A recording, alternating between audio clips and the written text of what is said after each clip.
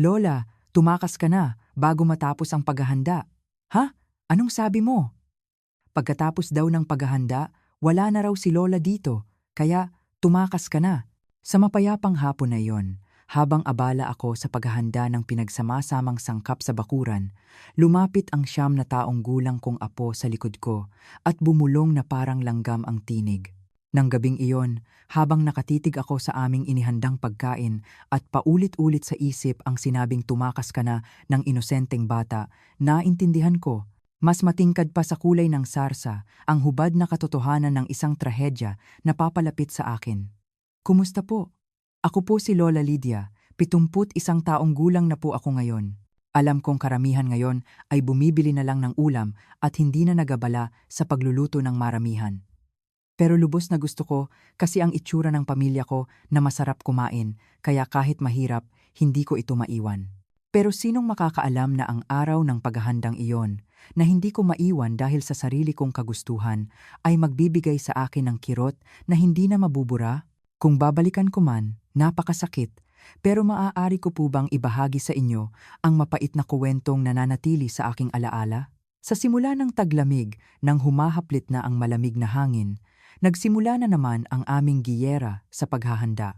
Parang sumasakit na ang likod ko sa pagtingin pa lang sa tambak ng mga sangkap sa bakuran. Simula pa umaga, ang anak kong si Nonoy at ang manugang kong si Brenda ay nakatali na ang manggas at handa na. Nanay, masakit na po siguro ang likod ninyo. Ako na po ang gagawa ng lahat. Maupo muna kayo sandali. Ang napakagaling ni Brenda sa pagbubuhat ng malalaking sako at pagsasalita ng may galang, napakaganda niyang tingnan. Naku, ang napakasipag mo, Brenda. Itinigil ko ang kamay kong naglilinis ng mga gulay at pinuri ko si Brenda. Ngumiti siya ng malapad na para bang wala lang sa kanya. Nanay, ano po bang hirap dito? Ito po ang uulamin natin buong taglamig, kaya dapat magkaisa tayo at maghanda ng masarap. Sa isang sulok naman ng bakuran, si Nonoy ay nagbubuhat ng mabibigat na kahon at nagpapawis ng malaki. Nakikita ko ang mga patak ng pawis ng anak ko at tumitibay ang loob ko. Ito yata ang saysay ng buhay. Nonoy, baka sumakit ang likod mo niyan. Huwag masyadong mabilis. Nanay, wala lang to. Kaya ko to. Sagot ni Nonoy, habang pinupunasan ang noo niya, gamit ang manggas ng kanyang damit. Habang abala ang lahat, biglang dumating ang 9 na taong gulang kong apo, si Kaloy, na may kasamang malakas na ingay. Pagdating niya galing sa eskwela, dumiretso siya sa akin at yumakap nang hindi pa inaalis ang bag niya. Lola, ang sarap ng ulam sa school kanina, pero ang luto mo mas masarap ng 100 beses. Nakita ko ang inosenteng mukha ng bata na nakakapit sa damit ko at nagkukuwento at parang nawala ang lahat ng pagod ko. Ay, talaga ba? Labis na gusto pala ng Kaloy ko ang luto ni Lola, ano? Hinaplos ko ng may pagmamahal ang bilog na ulo ni Kaloy. Sa tabi ko, si Brenda naman ay abala sa paggawa ng masarap na sarsa, nilalagyan ng sili, bawang, luya at lahat ng magagandang sangkap. Nanay, sa tingin niyo po, tama na po ba ang kulay ng sili? Inabot sa akin ni Brenda ang isang palayok na puno ng sobrang pulang sarsa. Sakto. Talagang maaasahan ang kamay mo, Brenda. Sa papuri ko, umangat ang balikat ni Brenda at ipinagpatuloy niya ang paghahalo ng sarsa ng may kumpiyansa. Pagsapit ng hapon, papalapit na sa katapusan ang paghahanda. Walang tigil ang paglalagay ng pulang sarsa sa bawat hibla ng karne at gulay. Ang buong pamilya ay nakaupo sa bakuran, nagkukuwentuhan at nagtatrabaho ng may kapaypaan. Nanay, hugasan ko lang po yung mga lagayan ng ulam. Nagmamadaling pumunta sa kusina si Brenda at naiwan kaming dalawa ni Kaloy na naglalagay ng inihanda sa mga lalagyan. Napakagaling ng bata na gamit ang maliliit niyang kamay, sinisiksik ang mga pagkain sa loob. Lola, tama ba to? Magaling ba ako? Tanong ng bata na seryosong-seryoso ang mukha. Oo, Kaloy ko. Ang galing mo? Mas magaling ka pa kay Lola? At doon na mismo nangyari. Biglang lumapit sa likod ko si Kaloy at pilit na ibinigay sa akin ang isang piraso ng inasnan na karne. Medyo naging kakaiba sa akin ang ginawa ng bata na biglaan, pero naisip ko na baka naglalaro lang. Kaloy, ano yan? Para ba kay Lola yan? Habang nakangiti ako at inabot ang kamay ko, para haplusin ang kanyang ulo, bigla siyang lumapit sa tainga ko at bumulong ng napakaliit na tinig. "Lola, tumakas ka na." Ang boses ni Kaloy ay nanginginig sa takot. Nagulat ako kaya hinawakan ko ang kanyang balikat at tiningnan siyang mabuti. Sabi ni nanay kay tatay, malapit na raw pong maging mapayapa si Lola. Pagkarinig ko noon, parang nanlamig ang dugo ko. Ang bata ay inosente. Hindi niya alam ang tunay na kahulugan ng mga salitang iyon. Pero pagkarinig ko ng pangungusap na iyon, kinilabutan ako. At malinaw kong nakita sa bilog na mata ni Kaloy ang kislap ng takot at ligalig. "Kaloy!" Sa sandaling iyon, umalingaunggaw sa bakuran ang malamig at matalim na boses ni Brenda. Nagulat si Kaloy na parang may nakita siyang hindi dapat at mabilis siyang lumayo sa akin. "Anong ginagawa mo riyan? Huwag mong gambalain si Lola sa trabaho niya. Halika rito." Nakatayo si Brenda sa harap ng kusina, nakatingin kay Kaloy ng may matatalim na mata. Tumakbo ang bata, takot na takot, papunta sa kanyang nanay. Ako naman, parang napako sa kinauupuan, tulala. Malapit na raw maging mapayapa. Ang salita ni Kaloy ay bumabaon sa tainga ko na parang lason. Anong ibig sabihin noon? Habang ginagawa ko ang natitirang paghahanda, parang nakaupo ako sa mga tinik. Tiningnan ko si Nonoy at Brenda, pero sila ay parang walang nangyayari, kalmado. Pero ang bulong ni Kaloy ay patuloy na umikot-ikot sa tainga ko. Natapos ang mahabang paghahanda nang lumubog na ang araw. Nakita ko ang mga lalagyan na puno ng aming inihanda at gumaan ang loob ko, pero mayroon pa ring kakaibang pakiramdam. "Nanay, maraming salamat po sa pagod ninyo. May lakad po kami, aalis lang po kami saglit." Nakangiting sabi ni Brenda. Tumayo rin si Nonoy habang hawak ang kamay ni Kaloy. "Sige, napagod din kayo. Mag-ingat kayo sa inyo." Pilit akong ngumiti habang sinasabi ko iyon. Nang gabing iyon, kahit puno ng bagong lutong pagkain ang hapagkainan, hindi ako makakain. Ang tanging nalalasahan ko ay pait at alat, parang inagaw ng isang salita ni Kaloy ang lahat ng gana ko. Simula noon, unti-unti nang nagkakaroon ng lamat ang dati kong payapang buhay. Ilang araw pagkatapos, napansin kong nawawala ang aking lumang singsing na pamanang ginto na minana ko pa sa biyenan ko. Nasaan kaya yon? Sinimulan kong halughugin ang buong bahay. Tiningnan ko sa lahat ng drawer, sa aparador, at kahit sa ilalim ng kama, pero wala. Naisip ko na baka nahulog habang nagtatrabaho sa bakuran, kaya kinamoy ko pati ang lupa. Hindi ko pa rin nahanap, kaya pagkatapos ng ilang araw, tinanong ko si Brenda. "Brenda, nakita mo ba ang singsing na ginto ko? Ilang araw na siyang nawawala." Umiling si Brenda habang nagpapagpag ng dumi sa damit. "Nanay, masyado po yata kayong malilimutin ngayon. Isipin niyo po muna kung saan ninyo nilagay." "Hindi.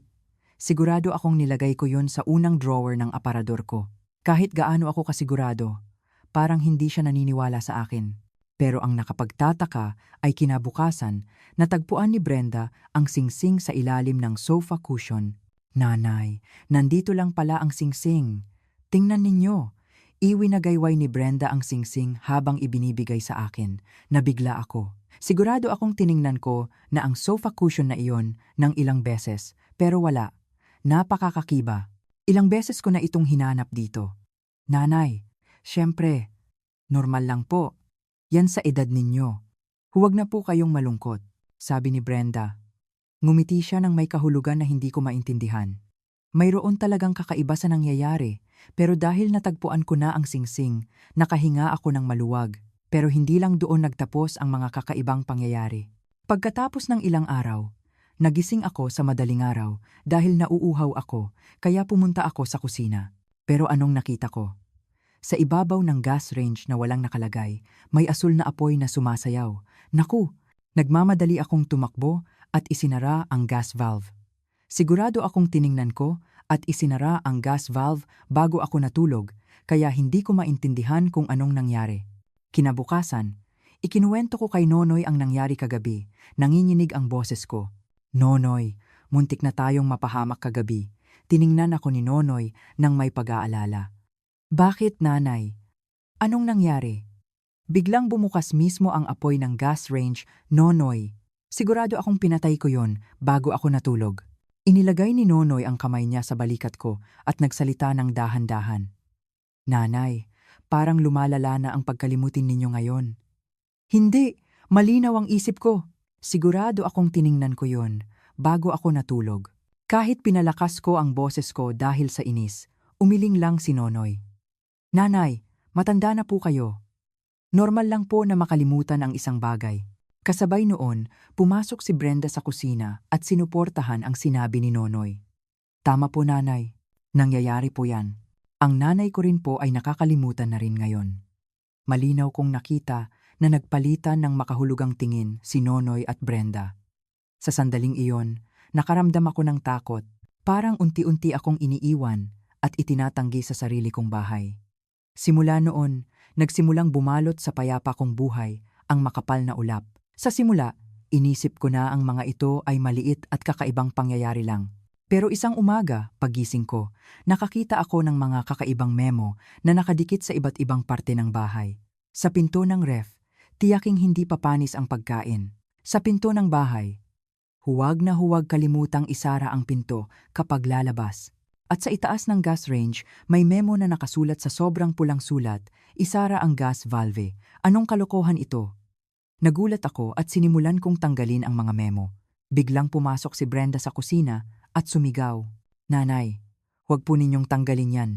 Dinikit ko po yan dahil sa pag-aalala ko sa inyo. Nagmamadaling lumapit si Brenda at inagaw ang mga lukot na memo sa kamay ko. Hindi! Maayos ako! Hindi na ako bata para dikitan ng ganito. Dahil nga po sa madalas ninyong paglimot, nanay. Paano kung may mangyari na masama sa bahay? Para po yan sa inyo at sa kaligtasan ninyo. Sa sinabi ni Brenda, parang uminit ang dugo ko. Nakaramdam ako ng kahihiyan na para bang isa akong walang kwentang tao. Hindi pa ako baliw. Hindi ko kailangan ng lahat ng ito. Nanay, bakit po kayo nagagalit? Hindi niyo po alam kung gaano kami nag-aalala sa inyo. Ang boses niya na nagkukunwaring nag-aalala sa akin ay nakakainis. Ilang araw pagkatapos, may nangyari na mas nakakagulat pa. Naghanda si Brenda ng paborito kong ginisang sayote na lubhang masarap. Sumigla ang gana ko at masaya akong kumain ng hapunan. Ang sarap ng ginisang sayote ngayon. Napakasarap ng pagkaluto mo. Mabuti po at nagustuhan ninyo. Kumain pa po kayo, nanay. Nakangiting sumagot si Brenda.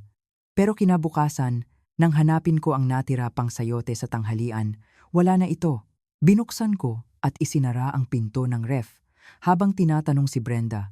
Brenda, nasaan yung natirang sayote na kinain natin kagabi? Sayote po, kailan po ako nagluto ng ganyan? Tumingin si Brenda sa akin na malaki ang mata at nagtaka.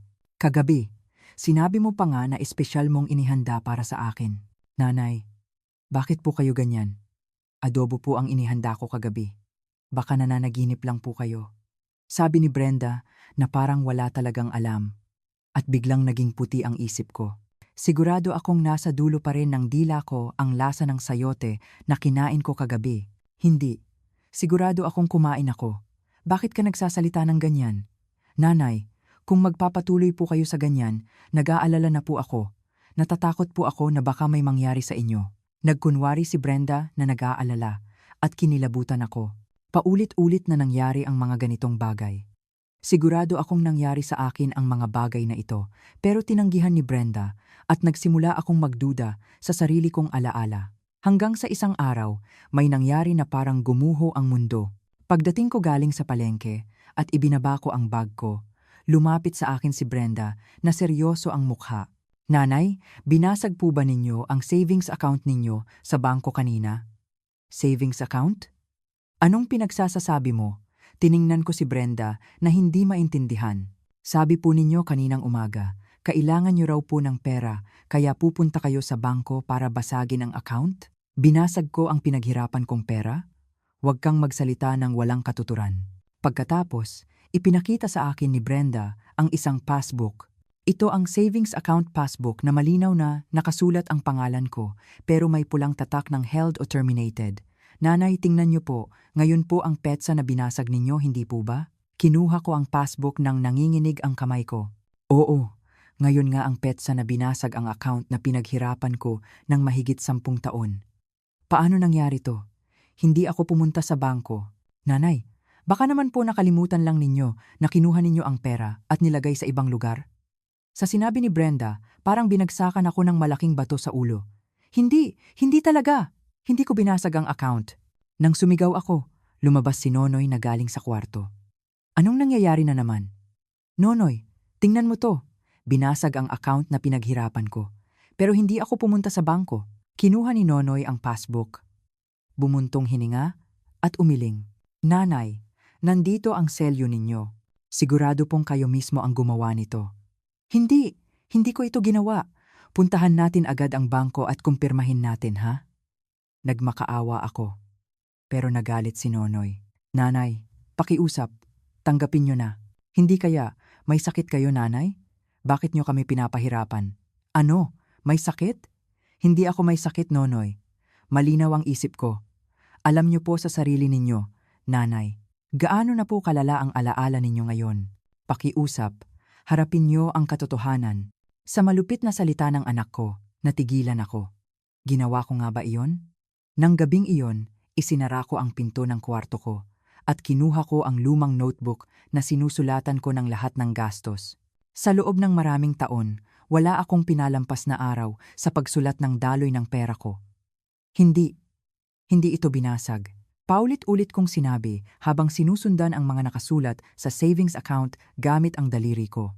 Desperado akong naghahanap ng ebidensya na hindi ako nagkakamali sa alaala ko. Simula noon, nagkagulo na ang lahat. Bigla ring naputol ang tawag ng matalik kong kaibigan sa kapitbahay, si Aling Maring. Isang linggo na ang lumipas na wala siyang balita, kaya ako na ang tumawag. Maring, ako to. Si Lydia. Bakit hindi ka tumatawag? Naku, Lydia. May sakit ka raw? Sabi ng manugang mo, nag-aalala ako sa'yo. Parang gumuho ang puso ko sa sinabi ni Maring. May sakit ako? Tumawag ako sa bahay ninyo ilang araw na ang nakalipas, at ang manugang mo ang sumagot. Sabi niya, masama raw ang pakiramdam mo, kaya hindi ka raw makakatawag pansamantala. Hindi, maayos ako. Wala akong sakit. Sumigaw ako ng nagtataka, pero parang nagdududa si Maring. Pagkababa ko ng telepono, tinawag ko agad si Brenda. Brenda, sinabi mo ba kay Maring na may sakit ako?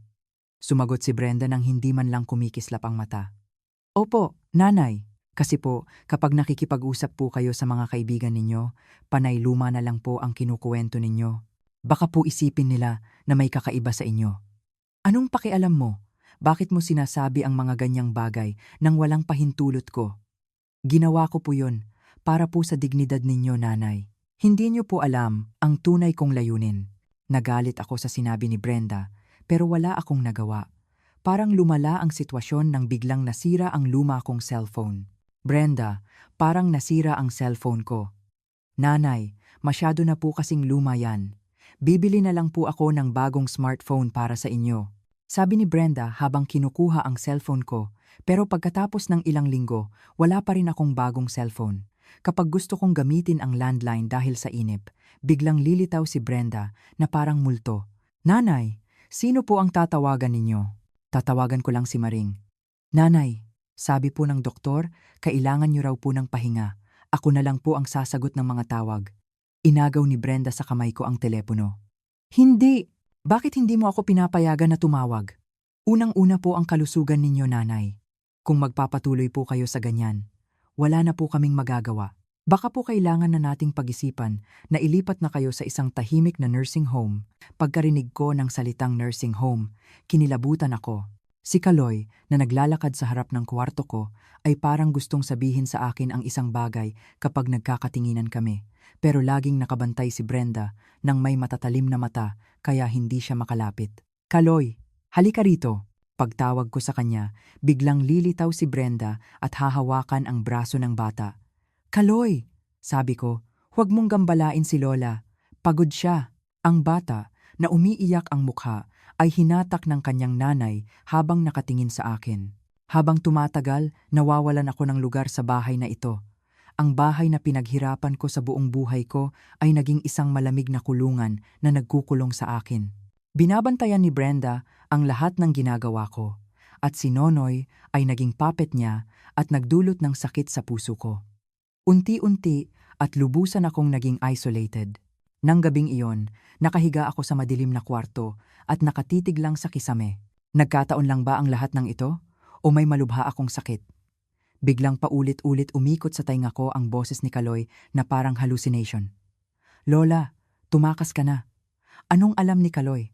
Hindi ako makatulog sa buong gabi dahil sa matinding pagkaligalig. Kinabukasan, pumasok si Nonoy sa kwarto ko at nagsalita ng seryoso ang mukha. Nanay, magbihis po kayo. Pupunta tayo sa ospital. Nagulat ako at nagtanong. Ospital? Anong ospital? Wala akong sakit. Masama po ang kalagayan ninyo, nanay. Sa tingin naming nakikita kayo araw-araw. Kailangan nyo ng check-up. Walang pag-aalinlangan sa boses ni Nonoy. Nagulat ako at umiling ng mabilis. Ayoko, hindi ako pupunta sa ospital. Pagkatapos noon, biglang lumitaw si Brenda sa likod ni Nonoy. Malinaw na nag-usap na sila. Nanay, inayos na po namin ang lahat. Napakagaling na neurologist daw po. Pupunta lang po tayo para magpakonsulta, okay po? Lumapit si Brenda, hinawakan ang braso ko ng may pagmamahal at pinakiusapan ako. Bakit ako pupunta sa neurologist? Pagiwas ko at pagsigaw, hinawakan ni Nonoy ang noo niya, na parang naiinis. Nanay, pakiusap, wag na kayong magabala pa. Naset na po ang appointment. Ano? Walang pahintulot ko, nag-set kayo ng appointment? Nanginginig ako sa galit, pero hindi nila ako pinakinggan. Nanay, magbihis na po kayo.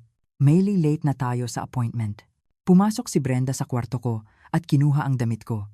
Ayoko, kahit mamatay ako, hindi ako pupunta. Kumapit ako sa pinto, pero wala ring silbi. Sa huli, hinatak ako ng dalawa at isiniksik sa kotse na parang isang bagahe. Kahit sa loob ng kotse, hindi ako tumigil sa pagiyak. Hindi na ba mahalaga sa inyo ang sinasabi ko? Sinabi ko nang wala akong sakit. Nanay, magpa-check up lang po kayo.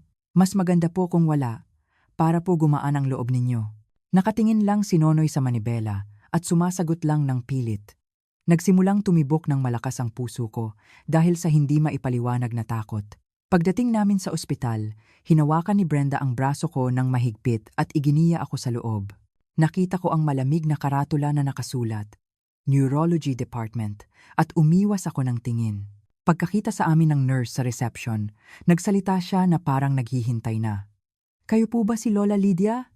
Hinihintay na po kayo ni Dr. Santos.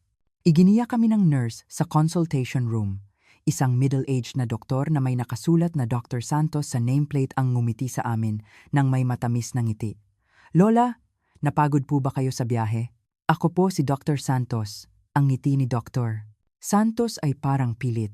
At may kakaiba sa kanya, lalo na ang tingin niya parang malamig at nakakatakot. Maupo po kayo rito. Huwag po kayong mag-alala, hindi po ito nakakatakot, simple check-up lang po. Naupo ako sa silya na itinuro ni Dr. Santos ng pilit. Una, tandaan niyo po ang mga larawan na ito ayon sa pagkakasunod-sunod, mansanas, kotse, bahay, puno. Ang mga picture card na inabot ni Dr. Santos ay parang laruan ng bata. Nagtaka ako, pero sinunod ko ang sinabi niya. Ngayon, ulitin niyo po ang mga salita na sasabihin ko. Langit, ulap, pulang kotse. Parang isang bata, kailangan kong ulitin ang mga salita ng doktor.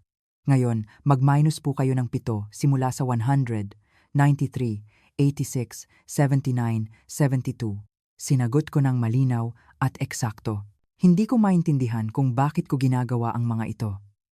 Habang nagpapatuloy ang check-up, nakita ko ang anak ko sa bahagyang bukas na pinto. Si Nonoy ay naglalakad sa hallway at nag-aalala.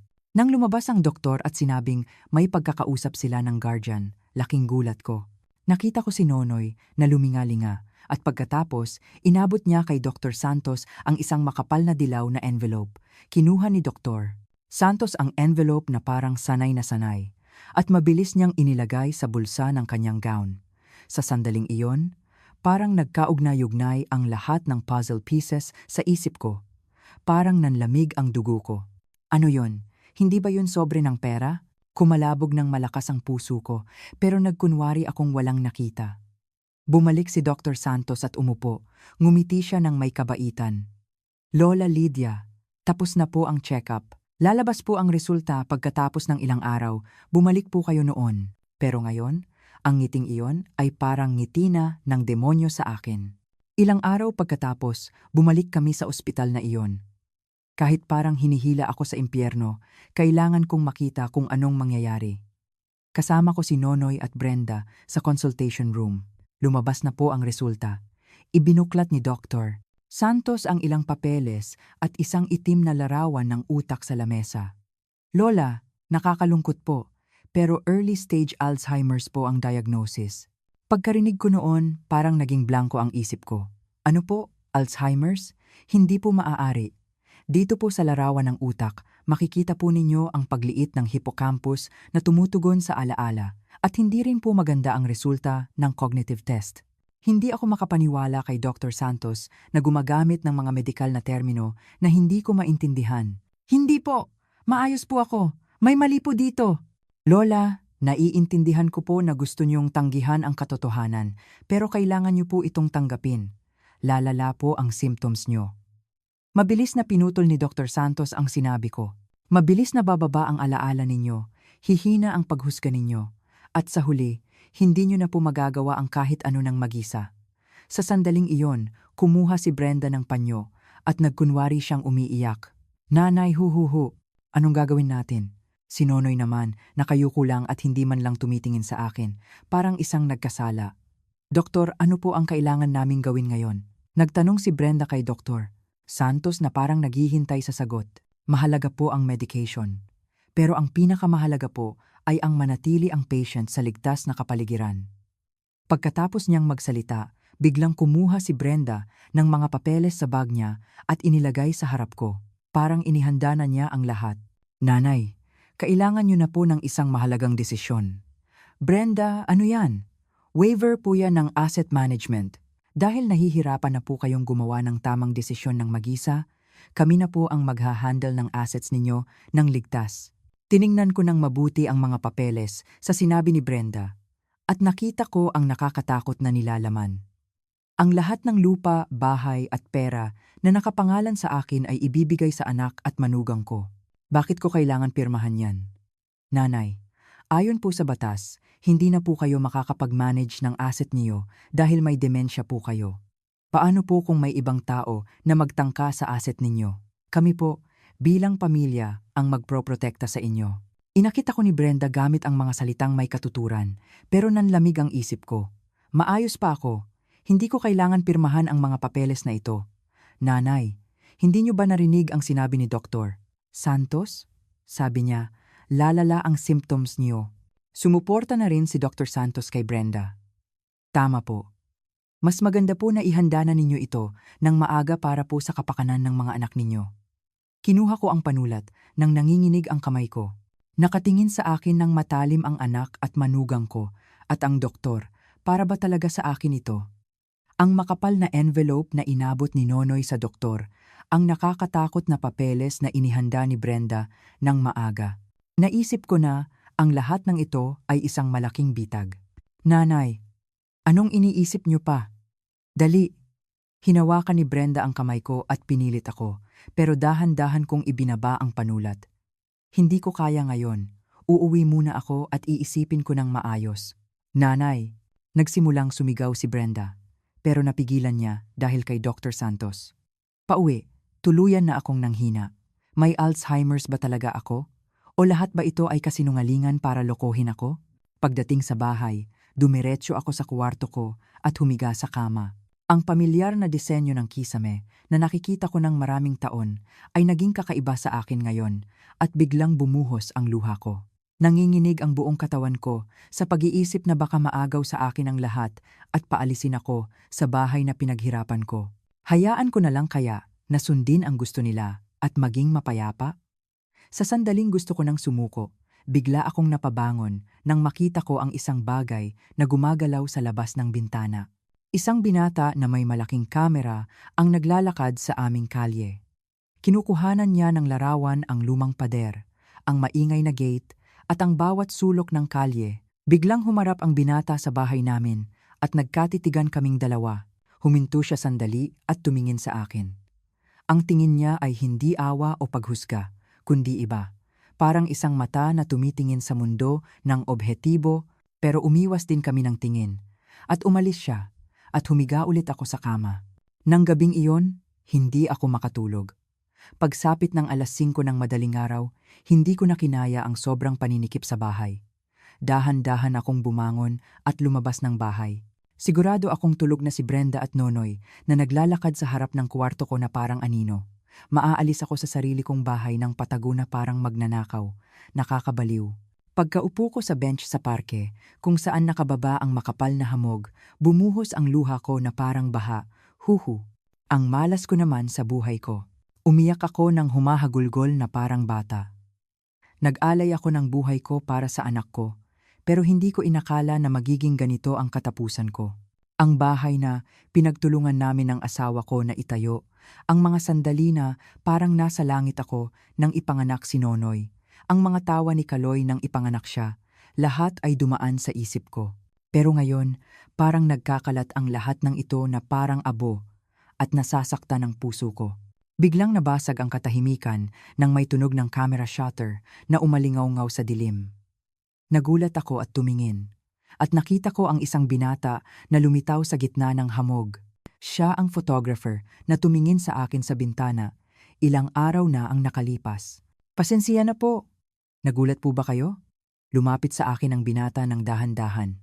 Madali kong pinunasan ang luha ko at umiling. "Hindi. Parang nagpipicture ka, baka ako ang nakakaabala sa'yo." "Hindi po, Lola. Ako po si Jules." Yumuko si Jules at nagbigay ng galang na pagbati. Ang boses niya ay napakainit at kalmado. "Kung ayos lang po, maaari ko po bang kunan ng ilang larawan ang inyong mukha?" Magalang na tanong ni Jules. Hinawakan ko ang mukha kong punong-puno ng luha. "Bakit mo kukunin ang larawan ng isang matandang kulubot na tulad ko?" "Hindi po, Lola. Ang bawat kulubot po ninyo ay may kwento ng inyong buhay. Nagbibigay po ito ng mas malalim na emosyon kaysa sa kahit anong sining." Sa isang salita ni Jules, parang unti-unti nang nabuksan ang matigas kong puso. Kakaiba, pero parang gusto kong ibahagi sa binata na ito ang lahat ng nasa loob ko. Pagkatapos kumuha ng ilang larawan, tahimik na umupo si Jules sa tabi ko. "Lola, mayroon po ba kayong problema?" Sa sinserong boses na iyon, tuluyan na akong nanghina. Iba siya kina Brenda at Nonoy, na tinuring akong baliw sa halip na pakinggan ang sinasabi ko. Sa totoo lang, may mga kakaibang nangyayari sa bahay namin ngayon. Nagsimula akong magkwento ng nanginginig. "Anong klaseng problema po?" Sabi ng anak at manugang ko. May demensya raw ako, pero napakalinaw ng isip ko. Ibinahagi ko sa kanya ang lahat. Ang nakakatakot na babala ni Kaloy, ang nawawalang singsing, ang gas range na bumukas mismo, ang account na binasag ng walang dahilan, at ang nakakatakot na pandaraya sa ospital. Tumingin lang sa akin si Jules nang may malalim na mata at tahimik na nakinig nang hindi ako pinipigilan sa pagsasalita. At malinaw kong nakita, binata, na inabutan ng anak ko ang doktor ng makapal na sobre. Talaga po? Kung ganoon, walang duda na binayaran nila para gawa-gawaan ako ng sakit. Gusto nila akong gawing baliw para maagaw ang ari-arian ko. Pagkatapos ng kwento ko, nanahimik si Jules ng matagal. Pagkatapos, nagsalita siya ng may malalim na kalungkutan. "May lola rin po ako. Ang lola ko rin po ay nakaranas ng katulad sa inyo. Gusto po nilang agawin ang ari-arian niya, nanay. Naku, pero wala po akong nagawa noon. Naniwala ako sa sinabi ng matatanda na ganyan daw po talaga kapag matanda na. Hindi ko po yun mapapatawad sa sarili ko." Ang boses niya ay puno ng pagsisisi. Nalaman ko po na kasinungalingan ang lahat pagkatapos mamatay ng lola ko. Kaya po, hanggang ngayon, hindi ko po mapatawad ang sarili ko. Wala akong masabi. Ang binata na ito ay mayroon ding parehong sakit na naranasan ko. "Lola, kung totoo ang lahat ng sinabi ninyo, makakahanap po tayo ng ebidensya. Kailangan po natin ng obhetibong ebidensya na walang makakapagpabulaan." "Obhetibong ebidensya?" "Opo. Direkta niyo po sanang i-record ang lahat ng kilos at pagkakausap ng manugang at anak ninyo sa loob ng bahay." Kinabukasan, pumunta si Jules sa bahay namin habang wala si Nonoy at Brenda. May maliit siyang bag na dala. "Lola, ito po ang kailangan natin." Kumuha si Jules ng maliliit na itim na bagay na kasing laki lang ng barya. "Naku, kamera yan. Ang liit." "Opo, maganda po ang teknolohiya ngayon. Kahit maliit, malinaw po ang video at nire-record din po ang maliliit na tunog. Napakabangis na mata po ito." Tiningnan ni Jules nang mabuti ang bahay at nagpasya kung saan ilalagay ang kamera. Sa itaas ng grandfather clock sa sala, sa likod ng lalagyan ng pampalasa sa kusina, at maganda rin po itong picture frame sa kwarto ninyo. Sinimulan namin ni Jules na ilagay ang mga kamera ng may pagkaingat, na para bang magkakasakit kami sa kaba. Kung sakaling bumalik si Brenda ng mas maaga sa inaasahan, tapos na ang lahat, itinago namin ang unang mata sa maalikabok na itaas ng lumang orasan at ang pangalawang mata ay inilagay namin sa likod ng lalagyan ng pampalasa sa kusina na madalas gamitin ni Brenda. At sa huli, sa tapat ng kama ko, sa likod ng picture frame na naglalaman ng masayang sandali ng pamilya namin, inilagay namin ang pangatlong mata. Ngayon, ang frame na may ngiting maskara ay magbabantay sa masamang katotohanan ng anak at manugang ko. Lola, napakasimple lang po ng paggamit nito. Ibinigay sa akin ni Jules ang isang maliit na remote control at isang simpleng cellphone. Kapag pinindot niyo po itong button na ito, sabay-sabay na magre-record ang tatlong mata at hihinto rin kapag pinindot niyo ulit. At ang cellphone po na ito ay gagamitin niyo para makipag-ugnayan sa akin nang hindi nalalaman ng manugang ninyo. Huwag po kayong magpahuli. Oo, mag-iingat ako. At mag-ingat palalo. Kung may mangyari po, tawagan niyo po agad ako. Nagpaalam si Jules at umalis. Sa loob ng ilang araw, parang nakaupo ako sa mga tinik. Naitala kaya ng maliliit na kamera na iyon ang ebidensya na makakapagbigay katarungan sa akin? Ilang araw pagkatapos, nakita ko ang nakakatakot na katotohanan sa studio ni Jules. Ang unang video ay nagpapakita kay Brenda na pumasok sa kwarto ko nang patago at naghalughog sa drawer. Iyan ang singsing na ginto na pamanang dala ko sa kasal. Nagnanakaw siya. Sa video, lumingalinga si Brenda at kinuha ang singsing at necklace ko at mabilis na isinilid sa bulsa niya. Nanginginig ang buong katawan ko. Mas nakakagulat ang pangalawang video. Sa hating gabi, habang mahimbing akong natutulog, dahan-dahang pumunta si Brenda sa kusina at binuksan ang gas range.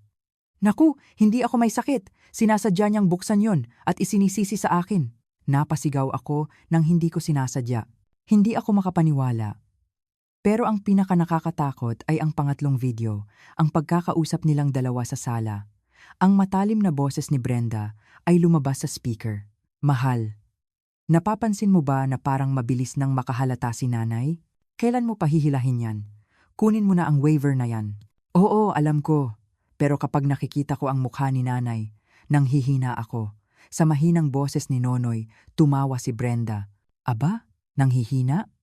Hindi mo ba naiisip na ibenta ang bahay na ito para makalipat tayo sa kondo at mapag-aral si Kaloy sa ibang bansa? Mag-isip ka ng tama, Nonoy. Sige na, gagawin ko agad. Parang nagdududa na si nanay, kaya galingan mo ang pag-arte mo. Naramdaman ko na nanlamig ang dugo ko. Ang anak ko ay nagpaplano na ipadala ako sa mental hospital at ibenta ang bahay para sa plano ng masamang babaeng ito? Lola, ayos lang po ba kayo? Tanong ni Jules habang hinahawakan ang balikat ko. Kinuyom ko ng mahigpit ang nanginginig kong kamao dahil sa galit. Hindi na ako umiiyak. Jules, binata, anong gagawin ko ngayon? Ang boses ko ay naging malamig at matigas na parang bakal. Sinabi ni Jules ng may diin. Ngayon na po ang oras para ituwid ang lahat. Sa mga ebidensya na ito, aalisin natin ang mask nila at ipapaalam sa mundo ang katotohanan. Oo, hindi na ako mamumuhay bilang isang mahinang matanda na umiiyak lang. Gagawin ko ito. Buo ang desisyon ko. Ibabalik ko ang akin. At pagbabayarin ko sila sa kanilang kasalanan. Sa wakas, nagsimula na ang kontra-atake ko laban sa mahaba at malungkot na laban na ito. Dumating na ang araw ng tadhana. Sa loob ng ilang araw, imbes na malungkot, naghanda ako ng plano para sa paghihiganti. Para matapos ang mahaba at malungkot na laban na ito, kailangan ko ng mga saksi. Una, tinawagan ko si Aling Maring, ang pinakamalapit kong kaibigan sa kapitbahay. Maring, ako to. Si Lydia. Maaari ka bang pumunta sa bahay namin mamayang hapon? May mahalaga akong sasabihin. Lydia? Bakit ganyan ang boses mo? Gumaling ka na ba? Pagdating mo na lang natin pag-usapan yan. May nakataya sa buhay ko. Pakiusap, pumunta ka at maging saksi ko. Sunod, pinakiusapan ko si Kapitan Berto, ang laging matulungin na barangay captain. Kapitan, ako po si Lydia. Paumanhin po, pero maaari po ba kayong dumaan sa bahay namin mamayang hapon? Lola, bakit po? Sabi po ng manugang nyo, masama raw po ang pakiramdam nyo, kaya bawal po muna ang mga bisita. Ako po mismo ang nagsasabi nito, Kapitan. Kailangan ko po ng mga saksi para sa bagay na nakataya sa buhay ko. Pakiusap, pumunta po kayo at tingnan ang lahat.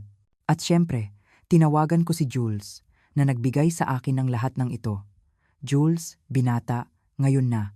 Ngayon na matatapos ang lahat. Lola, handa na po ba kayo? Huwag po kayong kabahan, nasa tabi niyo lang po ako. Oo, salamat.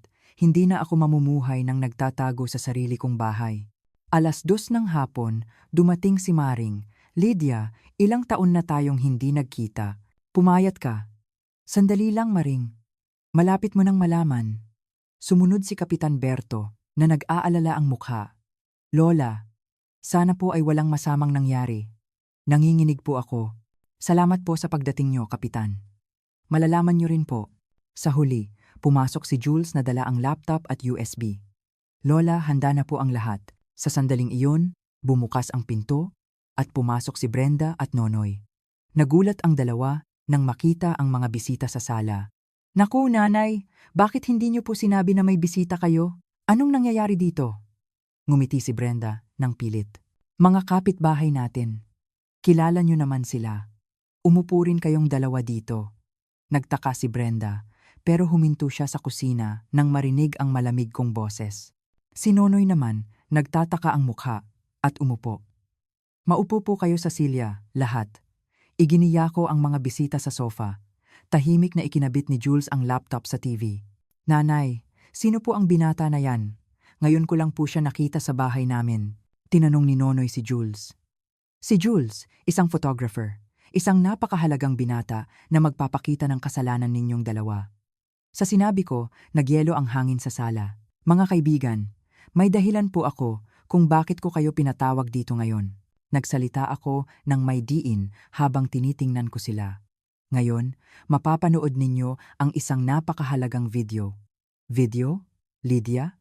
Nagtatakang tanong ni Maring. Ito ang video na nagpapakita ng lahat ng masasamang nangyari sa likod ko sa bahay na ito. Sa sinabi ko, namutla ang mukha ni Brenda. Nanay, ano pong pinagsasabi ninyo? Video po? Tumahimik ka. Malapit mo nang malaman. Pinindot ni Jules ang remote control at nagsimula ang unang video sa TV. Ipinakita si Brenda na pumasok sa kwarto ko ng patago at naghahalughog sa drawer. Naku, Lydia! Hindi ba yan ang singsing na ginto na pamanang dala mo sa kasal? Sumigaw si Maring nang nagulat. Sa video, mabilis na isinisilid ni Brenda ang singsing at necklace ko sa bulsa niya. Magnanakaw. Nangangati ang kamay na agawin ang ari-arian ng iba. Galit na sabi ni Kapitan Berto. Ang mukha ni Brenda ay hindi lang namutla, kundi naging asul. Ano to? Sinong nag-edit niyan? Nanay, hindi po ako yan. Hindi pa tapos. Malamig kong pinutol ang pagsigaw ni Brenda. Sa pangalawang video, ipinakita si Brenda na binubuksan ang gas range sa hating gabi habang tulog ang lahat. Naku, baliw ba siya? Gusto ba niyang sunugin ang bahay? Tumayo si Kapitan Berto. Si Nonoy naman, hindi na makatingin sa screen at inilubog niya ang ulo niya sa tuhod niya. At sa huli, ipinalabas ang pangatlong video, ang nakakatakot na pagkakausap nilang dalawa na gustong ipadala ako sa mental hospital at ibenta ang bahay. Mahal, kailan mo pa aalisin si nanay? Kailan mo pa hihilahin yan? Sandali lang, hindi pa niya pinipirmahan ang papeles. Ibenta na natin ang bahay na to para makalipat tayo sa kondo at mapag-aral ang bata sa ibang bansa. Mag-isip ka ng tama, Nonoy. Pagkatapos ng video, nabalot ng mabigat na katahimikan ang sala. Hayop kayo, ganyan ba ang utang na loob? Pagkatapos kayong palakihin, ganito ang igaganti nyo? Tinuro ni Maring si Brenda at sumigaw. Naramdaman ko na nawala ang lahat ng sakit at kalungkutan na pumipigil sa akin sa loob ng ilang buwan. Nanay, nagkakamali po kayo? Video na ginawa ng lalaki na, yan para siraan po kami. Biglang nawala sa sarili si Brenda at sumigaw habang tumatakbo papunta sa TV. Sisirain ko yan, pero mabilis siyang hinarang ni Jules. Kalma lang po kayo. Ang karahasan po ay magpapalala lang ng sitwasyon. Daya lang ang lahat ng to. Gusto lang niya kaming siraan. Sumigaw si Brenda pero wala nang naniwala sa kanya. Agad kinuha ni Kapitan Berto ang cellphone niya at tumawag sa pulis. Doon lang lumuhod si Nonoy sa harap ko at nagmakaawa. Nanay, ako po ang may kasalanan. Si Brenda po ang nag-utos sa akin. Nanay, pakiusap, patawarin niyo ako. Hindi ko man lang tiningnan ang anak ko. Tumahimik ka. Patay na ang nanay mo. Pinatay siya ni Brenda at pinatay mo ulit. Huwag mo na akong tawaging nanay. Pagkatapos ng ilang sandali, dumating ang mga pulis. Kalmadong ipinakita ni Jules ang video. At naging seryoso ang mukha ng mga pulis. Ikukulong namin kayo dahil sa fraud at attempted parricide. Kinuha ng pulis ang handcuffs at nagmatigas si Brenda pero wala na siyang nagawa. Nanay, pakiusap, bigyan niyo ako ng isang pagkakataon. Nagmakaawa si Nonoy hanggang sa huling sandali na inilabas siya. Pero hindi ako lumingon. Sa pag-alis ng police car, bumalik ang katahimikan sa bahay. Naupo ako sa sofa at tumingin sa labas ng bintana. Pagkatapos, lumapit sa akin si Kaloy na kararating lang galing sa eskwela. Lola, nasaan po sina nanay at tatay? Umalis sila, nagbakasyon muna sa malayo. Ngayon, si Kaloy na lang ang makakasama ni Lola. Hinawakan ko ng mahigpit ang maliit na kamay ni Kaloy. Ang init ng bata ay nakapagpagaan ng loob ko. Lola, hindi po kayo aalis, ha? Dito po tayo titira? Hinawakan ni Kaloy ang kamay ko at nagtanong.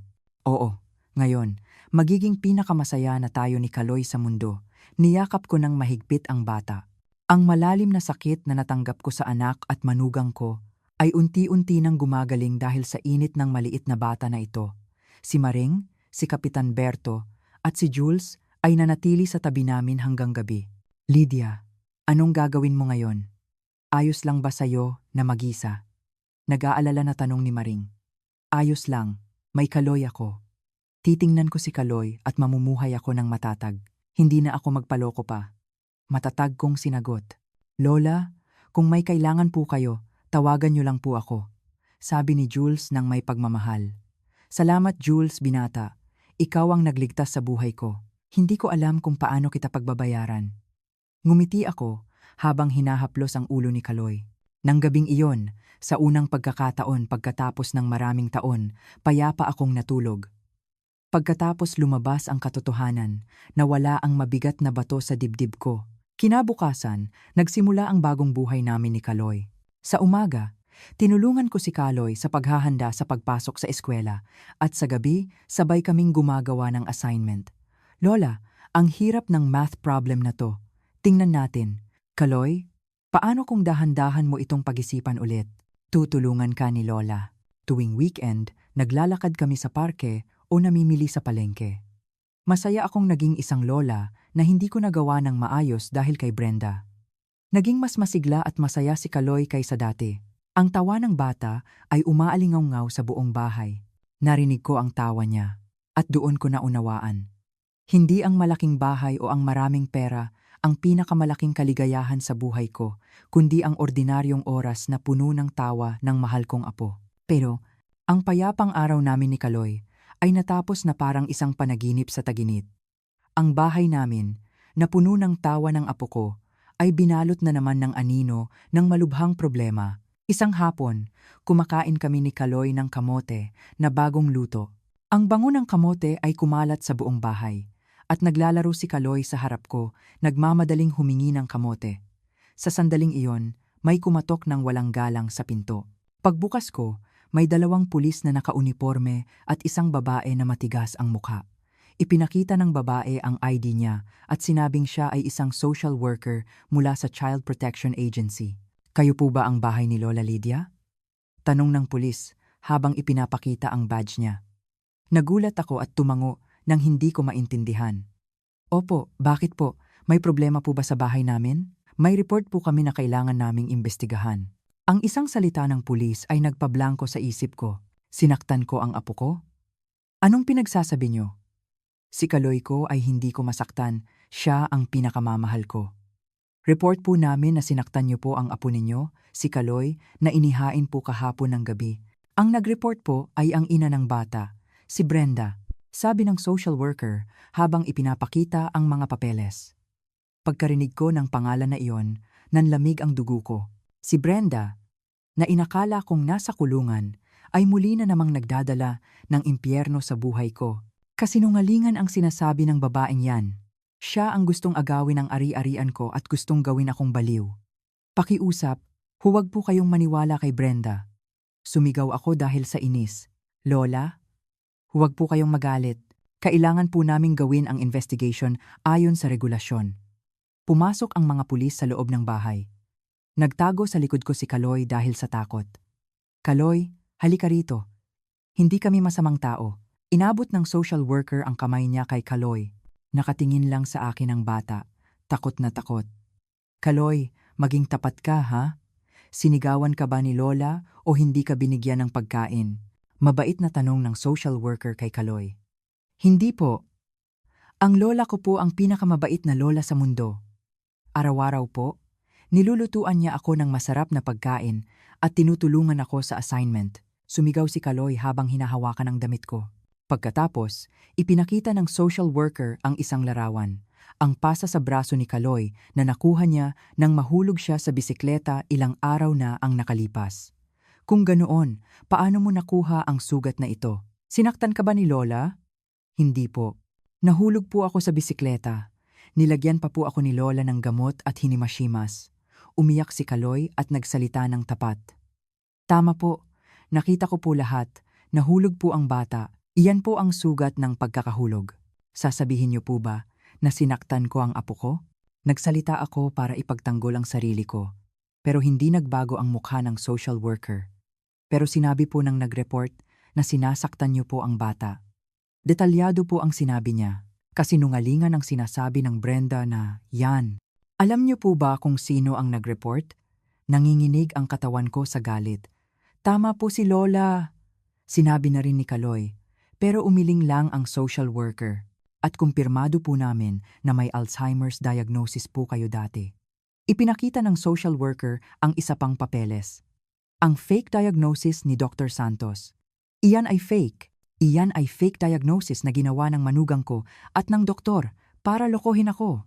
Desperado akong nagprotesta, pero parang tingin ng social worker sa akin ay delusional patient. Ayon po sa diagnosis, nahihirapan po kayong makilala ang realidad at delusion. Ang malamig na boses niya ay tumusok sa puso ko na parang patalim. Gusto ni Brenda na agawin sa akin ang huling pag-asa ko, ang apo ko. Ako ang magpapalaki kay Kaloy. Hindi siya makukuha ng kahit sino hanggang hindi ako namamatay. Niyakap ko nang mahigpit si Kaloy. Lola, natatakot ako. Gusto ko rito lang ako. Nanginginig si Kaloy sa yakap ko. Lola, kung ganyan po kayo, obstruction of justice po yan. Ayon po sa batas, kailangan po ng bata ang psychological stability at dapat po siyang manatili sa legal guardian niya, ang magulang niya. Hindi ko siya ipapadala. Ako na lang ang kunin ninyo. Hindi ko ibibigay ang apo ko. Niyakap ko pa ng mas mahigpit si Kaloy. Lola, gusto ko po kayong kasama. Ayoko pong sumama sa kanila. Umiyak si Kaloy at kumapit sa akin. Pero ang legal na proseso ay walang awa. Sa huli, sa pilitan akong inalis sa yakap ni Kaloy ng mga pulis. Lola! Lola! Ang boses ni Kaloy na sumisigaw ng pangalan ko ay palayo ng palayo. Sa pagsara ng pinto ng police car, gumuho rin ang mundo ko. Sa isang walang laman na bahay, nakita ko ang dalawang kamote na naiwan at napaupo ako sa lupa at umiyak. Kinabukasan, si Jules ay pumunta sa akin na namamaga ang mata at desperado. Lola, nabalitaan ko po. Ayos lang po ba kayo? Jules, binata, inagaw sa akin si Kaloy sa harap ng mga mata ko. Hindi ko na napigilan ang luha ko. Lola, ito po ay karahasan na nakasuot ng legal process. Muli na naman po nila kayong tinutulak sa bingit.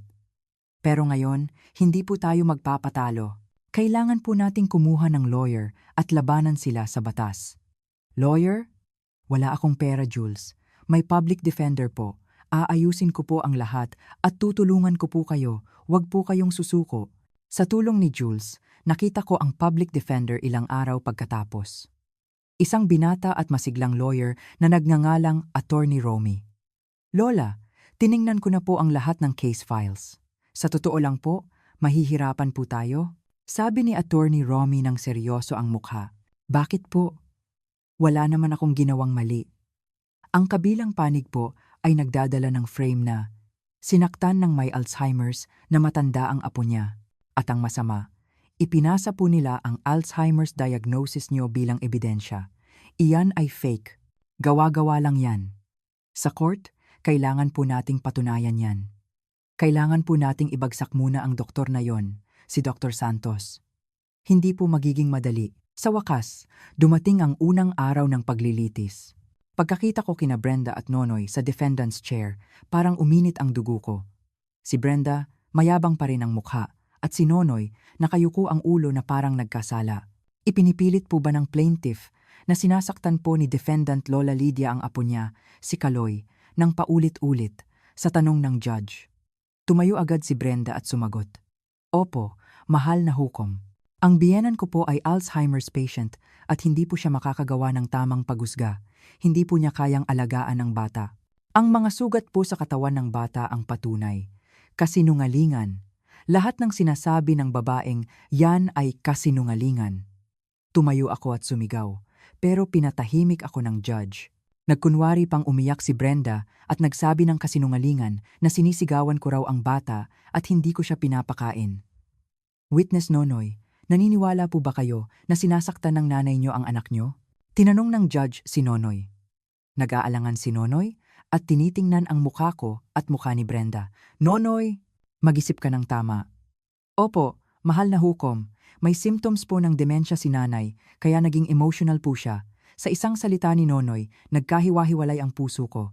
Nonoy, paano mo nasabi ang mga salitang ganyan? Sumigaw ako, umalingaw-ngaw sa court, pero hindi ako tiningnan ni Nonoy at umiwas siya ng tingin. Ang paglilitis ay naging pabor sa kanila.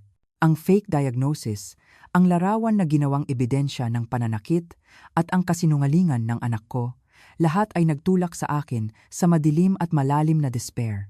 Tuwing gabi, paulit-ulit umikot sa tainga ko ang boses ni Kaloy na tumatawag sa akin. Niyakap ko ang walang laman na kama ni Kaloy at umiyak hanggang sa nabasa ang pillow ko. Kaloy, baby ko, maghintay ka lang. Gagawin ko ang lahat para mabalik ka sa akin. Pinunasan ko ang luha ko at nagdesisyon ng matatag. Kahit tinalikuran na ako ng mundo at naging mahirap ang lahat, hinding-hindi ako susuko. Si Kaloy ang lahat sa akin. Simula nang sapilitan kaming pinaghiwalay ni Kaloy, huminto na ang oras ko. Sa gabi, niyayakap ko ang walang laman na kama niya at hindi ako natutulog, at sa araw, nakikipaglaban ako sa tumpok ng mga papeles kasama si Attorney Romy para sa susunod na paglilitis. Ang nakakatakot na label na dementia patient at ang walang katuturang paratang ay lalo pang naghigpit sa akin. Kaya ko bang manalo? Makakabalik ba sa akin ang apo ko? Mas matindi ang despair kaysa sa pag-asa noong isang hapon. Walang tumunog na doorbell at may kumatok ng dahan-dahan sa pinto. Inisip ko na baka may bagong problema at kumalabog ang puso ko. Pagbukas ko, nakita ko si Kaloy, ang lahat sa akin. Lola! Tumakbo si Kaloy sa yakap ko. Hingal na hingal siya at ang mukha niya ay punong-puno ng pawis at luha. Kaloy! Naku, paano ka nakarating dito? Si nanay at tatay, kailangan mo nang bumalik. Paano kung mahuli ka nila? Nanginginig ang boses ko sa pag-aalala at takot. Lola, sandali lang, pakinggan mo ako. Tumulong ako kay Lola. Nagkunwari akong umuuwi galing sa eskwela, pero tumakas ako. Akala ni nanay, nag-aaral ako. Natakot ako, pero tumakbo ako habang iniisip ka, Lola. Mabilis siyang nagsalita habang humihinga ng malalim. Lola, may nakita akong napakahalaga. Excited na kinuha ni Kaloy ang isang bagay sa maliit niyang backpack. Isang lumang tablet PC. Ano yan, Kaloy? Lola, tingnan mo to. Napakahalaga. Binuksan ni Kaloy ang tablet nang nanginginig ang maliit niyang kamay. Lola, naaalala mo ba noong naghahanda tayo? Nagtago ako sa ilalim ng lamesa para takutin ka. Naaalala mo, hindi ba? Oo, naaalala ko. Malinaw na malinaw. Dahil naboboard ako noon, kinuha ko ang tablet ni nanay sa lamesa at nagvideo ako. Ipinaliwanag ni Kaloy habang pinipindot ang screen. Anong video ang ginawa mo? Sina nanay at tatay na nag-usap ng seryoso sa kusina. Hindi ko po naintindihan ang sinasabi nila, pero naririnig ko ang pangalan ni Lola, kaya naisip ko na mahalaga yun kay Lola. Sa wakas, pinindot ni Kaloy ang play button. Nag-ingay ang screen, at lumabas ang kusina noong araw ng paghahanda. Parang kuha sa ilalim ng tablecloth, makikita ang mga binti ni na Brenda at Nonoy at ang usapan nila ay narinig ng malinaw. Mahal, ayos lang ba ang plano? Parang mabilis nang malimutin si nanay. Ang tuso na boses ni Brenda. Oo, madalas niyang mawala ang mga gamit niya at nakakalimutan niyang patayin ang gas. Ang boses ni Nonoy na parang pilit. Magaling! Babayaran natin si Dr. Santos at maghahanda siya ng Alzheimer's diagnosis. Ngayon, kailangan na nating tapusin to. Kapag nasa atin na ang insurance money ng tatay mo at ang bahay na ito, makakahinga na tayo ng maluwag. Hindi ako makapaniwala sa narinig ko. Pati ang insurance money ng asawa kong patay na ay pinag-iinteresan nila. Pero, paano kung mahuli tayo kung magmamadali tayo? Nag-aalala ako. Anong inaalala mo? Sasabihin na lang natin na nangyari yan dahil sa demensya niya. Kung gagawin lang natin na mas magulo ang isip ni nanay, matatapos na ang game. Paano natin gagawing mas magulo ang isip niya? Tulad ng ginagawa natin, buksan ng patago ang gas valve sa gabi, itago ang mga mahalagang gamit niya, at paulit-ulit na paniwalain siya na may kakaiba sa kanya. Sa huli, hindi na siya maniniwala sa sarili niya. Kusa siyang pupunta sa mental hospital. Ang kasuklam-suklam na tawa ni Brenda ang huling narinig. Nanginginig ang buong katawan ko, at muntik na akong mapaupo. Ang lahat ay isang malaking scheme para sirain ako, mula simula hanggang wakas. Lola, di ba? Gusto po nilang gumawa ng masama sa inyo, di ba? Hindi naintindihan ni Kaloy ang buong kahulugan ng mga salitang iyon, pero alam niya na ito ang tanging ebidensya na makakapagligtas sa lola niya. Kaloy, baby ko, salamat. Maraming salamat. Niyakap ko ng mahigpit ang bata at umiyak ng may mainit na luha. Lola, kailangan ko na pong umalis. Kapag nahuli ako ni nanay, magagalit siya ng sobra. Oo, mag-ingat ka. Huwag kang magpapakita na parang walang nangyari ha? Naiintindihan mo? Mabilis na umalis si Kaloy at agad akong tumawag kay Jules. Jules! Binata. Ang apo ko, si Kaloy. Gumawa ng isang malaking bagay. Hindi tayo iniwan ng Diyos. Sa wakas, dumating ang huling araw ng paglilitis. Si Kaloy ay magiging witness sa paglilitis na ito. Ang maliit na bata sa witness stand ay nagkahiwa-hiwalay sa puso ko. Kaloy, ayos lang. Huwag kang kabahan. Sabihin mo lang ang alam mo. Nandito lang si Lola, nakatingin sa'yo. Ngumiti ako para bigyan siya ng lakas ng loob. Witness Kaloy! Sumagot ka ng malinaw sa microphone sa harap mo. Paano mo nakuha ang sugat sa braso mo? Sa tanong ng judge, nag-aalangan si Kaloy. Nakatingin kasi sa kanya si Brenda ng matalim, na parang kakainin siya. Naisip ko na baka matakot si Kaloy, pero biglang kinuha niya sa loob ng damit niya ang lumang tablet PC. Pakiusap. Tingnan niyo po ito. Itinaas ni Kaloy ang tablet nang nanginginig ang kamay. Ano yan? Ito po ang video na kinunan ko noong nagpaplano sina nanay at tatay na gumawa ng masama kay Lola. Sumigaw si Kaloy ng buong lakas. Nag-ingay ang court. Kinuha ng court secretary ang tablet at ipinalabas ang video sa malaking screen. Insurance money ng tatay mo at ang bahay na tulang ang magbibigay sa atin ng ginhawa. Magiging perpekto ang lahat kapag mas ginulo pa natin ang isip ni nanay. Ang malupit na boses ni na Brenda at Nonoy ay umalingaw-ngaw sa buong court. Nag-ingay ang mga tao sa gallery at namutla ang mukha ni Brenda. Kasinungalingan! Edited ang video na yan! Mahal na hukom. Nagsisinungaling ang bata na yan. Sumigaw si Brenda na parang baliw pero wala nang naniwala sa kanya. Umiyak si Kaloy at nagpatuloy sa pagsasalita. At inutusan po ako ni nanay na magsinungaling. Anong kasinungalingan ang ipinasabi sa'yo? Mabait na tanong ng judge. Nahulog lang po ako sa bisikleta pero sinabi po ni nanay na sinaktan daw po ako ni Lola para magsinungaling ako. Talaga po? Opo. Kung hindi ko raw po gagawin yon, sisirain niya raw po ang lahat ng paborito kong robot toys. Kaya po natakot ako. Naging tahimik ang court sa testimony ni Kaloy. Hindi po ako sinaktan ni Lola kahit kailan. Ang lola ko po ang pinakamamahal ko sa mundo. Ang matapang na huling pag-amin ng bata ay umalingaw-ngaw sa court ng mas mabigat kaysa sa kahit anong ebidensya. Tiningnan ng judge ang mga papeles at nagsalita ng may galit kina Brenda at Nonoy. Ang ginawa ng plaintiff ay isang napakasamang krimen na lumabag sa batas at sa sangkatauhan. Bukod sa abuse at perjury, idaragdag pa ang Child Welfare Act violation at bibigyan ng matinding parusa. Sa wakas, dumating ang hatol. Sa paratang na pananakit kay Defendant Lola Lydia, walang sapat na ebidensya kaya not guilty ang hatol. Pagkarinig ko noon, bumuhos ang luha ko.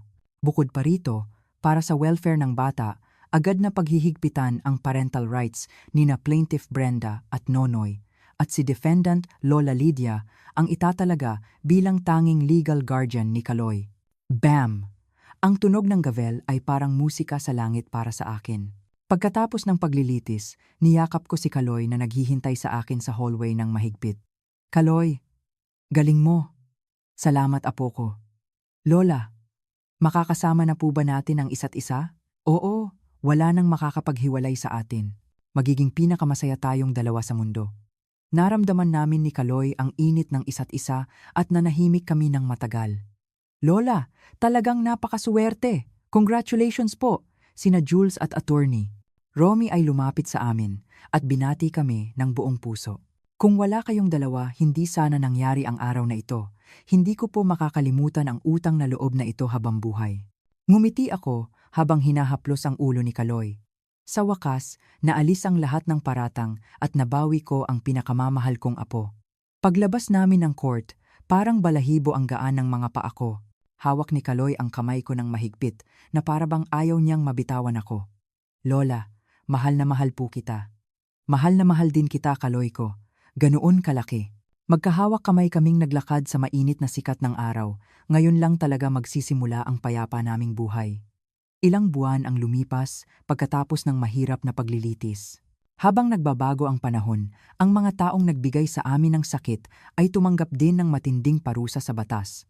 Nabalitaan ko na si Brenda at Nonoy ay nakulong dahil sa maraming charges tulad ng fraud, attempted parricide, perjury at Child Welfare Act violation.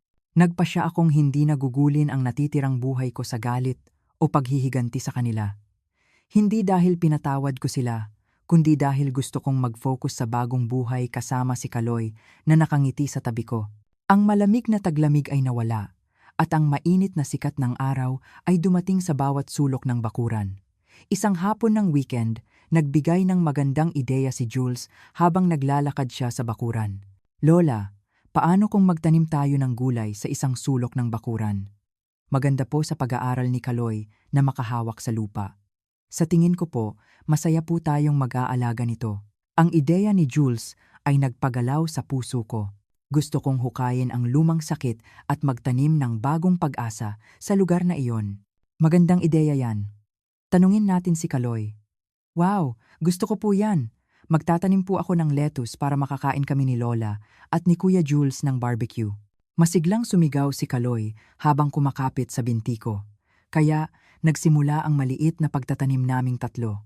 Tahimik na nagpawis si Jules habang hinuhukay ang matigas na lupa at ako naman bumili ng maliliit na seedlings sa palengke. Kaloy, ito ang lettuce seedlings na gusto mo. Wow, ang liit at ang cute. Kung itanim ko yan, makakain na ba talaga ng barbecue? Maingat na hinawakan ni Kaloy ang maliit na dahon. Sabay-sabay kaming nagtanim ng lettuce at cherry tomato seedlings sa lupa. Nawala ang bigat sa puso ko nang mahawakan ko ulit ang malambot na lupa. Lola, kailan po sila lalaki? Kaloy, kung didiligan mo sila araw-araw at sasabihan mo sila ng magagandang salita, mabilis silang lalaki. Simula noon, pag-uwi ni Kaloy galing sa eskwela, bago pa man niya ibaba ang backpack niya, nagtatrabaho na siya sa garden. Lola, mas lumaki po yata ang dahon ng lettuce kaysa kahapon. Opo ba? Siguro dahil sa pagmamahal mo, Kaloy. Napakagaling mo. Tuwang-tuwa ako nang makita ko ang bata na nag-aalaga ng maliit na buhay. Si Jules naman, tuwing may oras siya, dumadaan siya sa bahay namin at kasabay naming kumakain ng hapunan na parang anak na namin. Lola, sinabi po ni Junsu na ang ganda raw po ng lettuce namin. Mas masarap daw po tingnan kaysa sa lettuce sa ref nila. Opo ba? Siguro mas masarap tingnan dahil ikaw ang nagtanim. Opo, kaya po, nagyabang ako. Sabi ko po, organic lettuce po yan. Kami po ni Lola ang nagtanim. Naku, bata ka. Sige, bukas, kukuha tayo ng marami para kay Junsu. Habang nakikinig ako sa kuwento ng bata, tahimik na kinukuhanan kami ng larawan ni Jules. Lola, mukha po kayong masaya ngayon. Oo, masaya ako. Dahil nandito ka at si Kaloy, wala na akong mahihiling pa. Kapag nakikita ko po kayong dalawa, parang ito na ang pinakamagandang bahay sa mundo. Maaari po ba akong makikain dito araw-araw? Anong sinasabi mo? Pamilya na kita. Siyempre, kailangan mong pumunta dito. Ang taglamig na puno ng pagsubok ay lumipas at dumating ang mainit na tagsibol at unti-unti nang gumaling ang sakit sa puso ko. Lumipas ang oras at bumalik na naman ang malamig na hangin. Simula na naman ng panahon ng paghahanda. The term kimjang is now used as a general term for the communal cooking, preparation in the Filipino context, showing cultural adaptation. Noong nakaraang taon, sa bakuran na ito nagsimula ang nakakatakot na bangungot, pero ngayon iba na ang lahat. Lola, maghahanda ba tayo ulit ngayong taon? Tanong ni Kaloy, hindi niya na naaalala ang takot noong nakaraang taon. Oo, syempre. Ngayong taon, magiging masaya at masarap ang paghahanda nating tatlo. Masaya akong sumagot. Tumulong din si Jules. Lola, beginner po ako sa paghahanda. Ayos lang po ba? Ayos lang. Tuturuan kita, unti-unti. Sa bakuran, tambak na naman ang mga sangkap, pero hindi takot ang nararamdaman, kundi kasaganaan at pag-asa. Kuya Jules, parang ang bigat ng gulay. Tumawa si Kaloy habang nahihirapan. Naku, Kaloy, ang bigat. Masakit na ang likod ko. Nagkunwari si Jules na masakit ang likod niya at nagtawanan kaming lahat. Lola, gusto ko pong maghalo ng sarsa. Sinimulan ni Kaloy ang paghahalo ng sarsa gamit ang maliliit niyang kamay. Ang mukha niya ay naging parang pulang pusa dahil sa sili. Naku, baby ko! Ang dumi mo na! Ngumiti ako habang pinupunasan ang mukha ng bata at naaalala ko ang nakaraang taon. Ang maliit na apo ko na bumulong na, tumakas ka na ng may takot. Pero ngayon, ang mukha ng bata ay puno na ng inosenteng tawa. Masaya kaming nagkuwentuhan at naghalo ng sarsa. Pagkatapos ng trabaho, nagkaroon kami ng munting salusalo sa mga bagong lutong pagkain. Wow, ang sarap talaga! Ako yata ang nagluto, kaya masarap. Buong pagmamalaking sabi ni Kaloy habang kinakagat ang pagkain. Sige, may adobo tayong niluto. Kainin natin. Nilagyan ko ng adobo at bagong lutong pagkain ang bibig ni Kaloy at Jules. Lola, napakasarap. Pinakamasarap sa mundo. Ito po ang pinakamasarap na pagkain na kinain ko sa buong buhay ko, Lola. Humanga si Jules. Jules, binata, kuhanan natin ang larawan ng sandaling ito, ha? Opo, magandang ideya po yan. Naglagay si Jules ng camera sa tripod at nag-set ng timer at tumakbo siya sa tabi namin. Click. Kinunan ng camera ang masayang sandali naming tatlo. Ang pagkain ngayong taon ay matamis at malamig, hindi katulad ng maalat at mapait na pagkain noong nakaraang taon. Ang aming tawa at kaligayahan ang nagpuno sa lasa. Lola, maghahanda po ulit tayo sa susunod na taon, ha? Oo, hanggang sa ikasal ka, Kaloy, kailangan nating gawin yan taon-taon. Nang gabing iyon, binuksan ko ang diary ko at sinulat ko. Ngayon, tapos na talaga ang mahaba at malamig na taglamig sa buhay ko. Dahil nandito sina Kaloy at Jules, ngayon ko lang nalaman na napakainit pala ng mundo. Naunawaan ko na hindi ang pera o ari-arian ang pinakamahalaga at pinakamahalagang kaligayahan sa buhay, kundi ang hapunan kasama ang mga mahal sa buhay na nagtatawanan. Sa labas ng bintana, tahimik na bumabalot sa mundo ang puting unang snow. Pero alam ko na hindi magiging malamig ang taglamig ngayong taon. Dahil nandito ang mahal kong apo at si Jules na parang anak ko. Tiningnan ko ang mukha ni Kaloy na natutulog ng mahimbing at tahimik akong ngumiti. Bukas, sa susunod na araw, at sa lahat ng mga araw, magpapatuloy ang masaya naming buhay. Ngayon, nagsimula na talaga ang payapang buhay. Dito nagtatapos ang mahaba kong kwento. Kung babalikan ko, napakaraming nangyari. Nang tradurin ako ng pinakamahalaga kong pamilya, parang gumuho ang mundo. Pero kahit sa kadiliman, nakakita ako ng liwanag ng pag-asa Dahil sa tulong ng isang di kilalang binata, si Jules, at sa tapang ng mahal kong apo, si Kaloy, dahil sa karanasan na ito, natutunan ko na hindi ang pera o ari-arian ang mahalaga, kundi ang puso na tapat na nagmamahal at nagtitiwala sa isa't isa. Natutunan ko rin na kahit gaano pa kahirap ang sitwasyon, kung hindi ka susuko, may daan na magbubukas. Ngayon, namumuhay ako ng simple at masaya kasama sina Kaloy at Jules. Araw-araw, ginigising ko si Kaloy, sabay kaming kumakain, at nag-aalaga kami ng garden. Nagpapasalamat ako sa maliliit na bagay, at pinahahalagahan ko ang bawat araw. Kung mayroon po kayong katulad na problema, huwag po kayong mawawalan ng pag-asa. Mawawala rin ang mahirap na oras. At ang katotohanan ay lalabas din. Kung mayroon po kayong nakinig sa kwento ko hanggang dulo, pakiiwan po ng isang comment na magaling.